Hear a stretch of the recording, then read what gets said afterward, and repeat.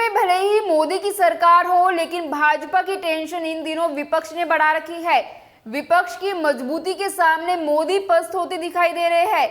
मोदी सरकार ने अपने पिछले कार्यकाल में भी कई ऐतिहासिक फैसले लिए, लेकिन मोदी 3.0 सरकार में तो गजब के ऐतिहासिक फैसले लिए जा रहे हैं। गजब के इसलिए क्योंकि अपने ही फैसलों से पलटना पड़ रहा है। पलटू राम के सहयोग से सरकार क्या बनाई कि फैसलों से पलटना पड़ रहा है। खुद की बनाई नीतियों से यू टर्न लेना पड़ रहा है। मोदी सरकार अब यू टर्न सरकार बन गई है। यह सरकार 4 फैसलों से पलट चुकी है, यानी 4 बार यू टर्न ले चुकी है। वक्फ संशोधन bill, broadcasting bill, lateral entry और अब एनपीसी की जगह यूपीएस। पहले एनपीसी की तारीफ की जा रही थी, अब यूपीएस को कर्मचारी के हित में बताया जा रहा है। अब यूपीएस की तारीफ हो रही है। यूनिफाइड पेंशन स्कीम, यूपीएस को नई बोतल में पुरानी शराब की तरह मान लो या टाटा टी नए पैक में। यूपीएस सरकारी कर्मचारियों के लिए लॉलीपॉप की तरह है। विडंबना तो देखो, जो खुद ओपीएस ले रहे हैं वो यूपीएस को हितकारी बता रहे हैं। नमस्कार दोस्तों, मैं हिमांशी कश्यप आपके साथ। आप देख रहे हैं जनता की आवाज। आगे बढ़ने से पहले इस वीडियो को लाइक करें, शेयर करें और अगर पहली बार जनता की आवाज न्यूज चैनल को देख रहे हैं तो चैनल को सब्सक्राइब भी करें और घंटी जरूर बजाएं, चैनल की भी और सरकार की भी। आज की नेशनल मीडिया के मुकाबले में जनता का साथ दीजिए और उसकी ताकत बनिए, जनता की आवाज बनिए और हो सके तो इसके लिए चैनल को ज्वाइन भी करें। प्रधानमंत्री नरेंद्र मोदी की अध्यक्षता वाली केंद्रीय कैबिनेट ने शनिवार को एक बड़ा फैसला लिया। सरकारी कर्मचारियों के पेंशन को लेकर कैबिनेट ने यूनिफाइड पेंशन स्कीम यूपीएस को मंजूरी दे दी है। यह एनडीए गवर्नमेंट की एक नई योजना है जिसे नेशनल पेंशन स्कीम एनपीएस के समांतर पेश किया गया है। अब सरकारी कर्मचारियों के लिए एनपीएस और यूपीएस चुनने का विकल्प होगा। वहीं देश के कई राज्यों में ओल्ड पेंशन स्कीम भी संचालित है। केंद्रीय कैबिनेट की मीटिंग में यूनिफाइड पेंशन स्कीम को मंजूरी देकर केंद्र सरकार ने एनपीएस को लेकर लंबे समय से चली आ रही केंद्रीय कर्मियों की नाराजगी दूर कर दी है।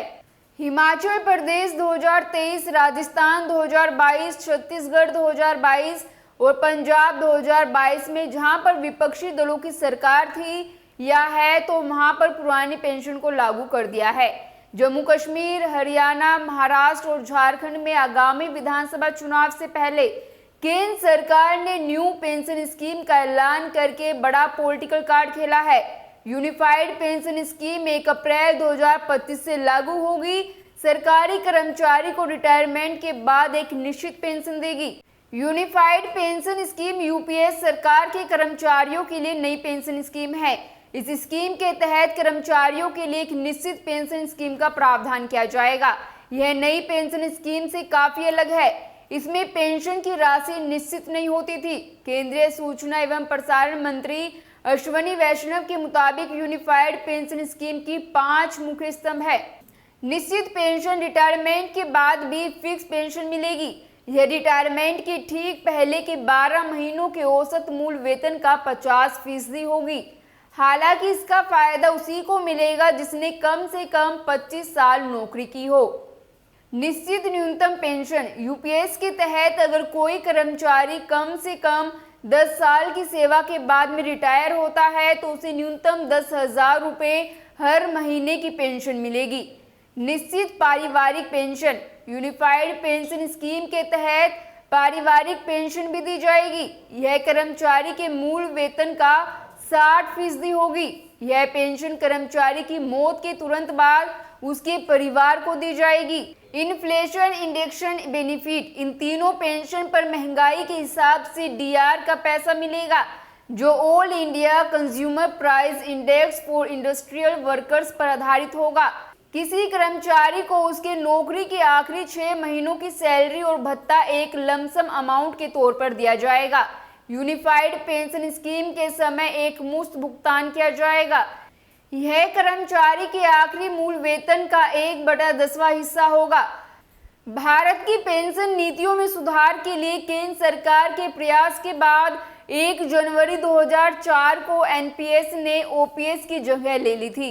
इस डेट के बाद सरकार सेवा में शामिल होने वाले लोगों को एनपीएस के अंडर रखा गया था। ओपीएस के तहत कर्मचारी अपनी रिटायरमेंट के बाद अंतिम वेतन का 50% पेंशन के रूप में निकाल सकते थे। एनपीएस की शुरुआत अटल बिहारी वाजपेयी की सरकार ने की थी। ओपीएस में भी एक कमी थी, इसमें कोई भी खास भंडार नहीं था। इसी वजह से ओपीएस लंबे समय तक टिकाऊ नहीं रह पाई थी। आंकड़ों से पता चलता है कि पिछले 3 दशकों में केंद्र और राज्यों की पेंशन भुगतान में काफी गुना तक बढ़ोतरी हो गई थी। 1990 से 91 में केंद्र का पेंशन बिल 3,272 करोड़ रुपए था और सभी राज्यों का कुल खर्च 3,131 करोड़ रुपए था। 2020-21 तक केंद्र का बिल 58 गुना बढ़कर 1,90,886 करोड़ रुपए हो गया और राज्यों के लिए यह 125 गुना बढ़कर 3,86,001 करोड़ रुपए हो गया। केंद्रीय मंत्री अश्विनी वैष्णव ने कहा कि केंद्र सरकार के कर्मचारियों का यह फैसला लेने का अधिकार होगा कि वह एनपीएस में बने रहेंगे या यूनिफाइड पेंशन स्कीम में शामिल होंगे। कैबिनेट सचिव टीवी सोमनाथन ने भी कहा कि यह योजना उन सभी पर लागू होगी जो 2004 के बाद से एनपीएस के तहत रिटायर हो चुके हैं।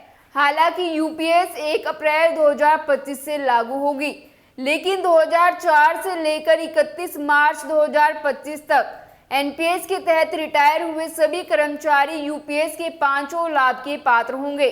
सोमनाथन ने कहा कि मुझे लगता है 99% से ज्यादा मामलों में यूपीएस में जाना बेहतर होगा। मेरी जानकारी के मुताबिक कोई भी एनपीएस में नहीं रहना चाहेगा।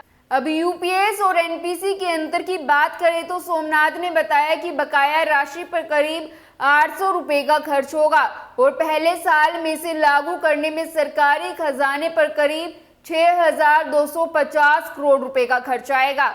पुरानी पेंशन स्कीम में रिटायरमेंट के बाद आखिरी वेतन की आधी रकम पेंशन के तौर पर दी जाती थी। इसमें कर्मचारी की बेसिक सैलरी और महंगाई के आंकड़ों से तय होती थी। पुरानी पेंशन में 20 लाख रुपए की ग्रेच्युइटी दी जाती थी और रिटायर्ड कर्मचारी की मौत होने पर उसके परिवार को पैसा दिया जाता था। इसमें कर्मचारी के वेतन से कोई भी कटौती किए बिना सरकार पूरी पेंशन कवर कर देती थी। सोमनाथ ने कहा कि आज जो बदलाव किए गए हैं उनमें एक अंतर यह है कि आश्वासन दिया गया है और चीजों को बाजार की ताकतों के भरोसों पर नहीं छोड़ा जा सकता। ओल्ड पेंशन स्कीम में सरकार पैसा पहले नहीं रखती थी, लेकिन unified pension scheme annuity based calculation पर आधारित पेंशन स्कीम है। यूनिफाइड पेंशन स्कीम में सरकार पहले यह हिसाब लगाएगी कि आगे कितने पैसे की जरूरत होगी। यह हिसाब हर 3 साल में किया जाएगा। कुछ अपवादों को छोड़कर ज्यादातर सरकारी कर्मचारियों को यूपीएस से फायदा होगा। अगर आप 30 से 35 साल तक काम करते हैं तो आपका पैसा बाजार के उतार चढ़ाव से काफी हद तक सुरक्षित रहेगा। आप खुद तय कर सकते हैं कि आपका पैसा सरकारी बॉन्ड्स, शेयरों या कंपनियों के बॉन्ड्स में लगाया जाए। अगर आप 35 साल से कम उम्र के हैं तो आपका पैसा 50% तक शेयर बाजार में लगाया जाएगा। लेकिन जैसे जैसे आप बड़े होते जाएंगे शेयरों में लगाया जाने वाला पैसा कम हो जाएगा। 55 साल की उम्र में आपका पैसा ज्यादातर सरकारी बॉन्ड्स में होगा। शेयर और कंपनियों में बॉन्ड्स में सिर्फ 10% ही होगा। देश में पेंशन स्कीम खरीदने के लिए बहुत पैसा चाहिए होता है। क्योंकि पेंशन की दर कम है, इसलिए बहुत सारे सरकारी कर्मचारियों के लिए 50% पेंशन पाना मुश्किल हो जाता है। लेकिन अगर सरकार 50% पेंशन देने का वादा करती है तो यह सरकारी कर्मचारियों के लिए अच्छा होगा, क्योंकि ज्यादातर सरकारी कर्मचारी रिस्क लेना पसंद नहीं करते। दोस्तों, सवाल वही है, अगर सरकार यूपीएस का विकल्प दे सकती है तो फिर ओपीएस का विकल्प देने में सरकार को क्या दिक्कत है? अगर यूपीएस में बेसिक पे का 50% दे सकते हैं तो ओपीएस में भी 50% देना होता है। नाम बदलने से काम नहीं बदलता। अभी तक एनपीएस की तारीफ की जा रही थी, अब यूपीएस की, जबकि सच ये है कि ओपीएस सामाजिक सुरक्षा का कवच है, बुढ़ापे की लाठी है और लाखों कर्मचारी ओपीएस की मांग कर रहे हैं। खैर, आपकी इस पर क्या राय है हमें कमेंट कर जरूर बताएं और बाकी खबरों के लिए देखते रहिए जनता की आवाज।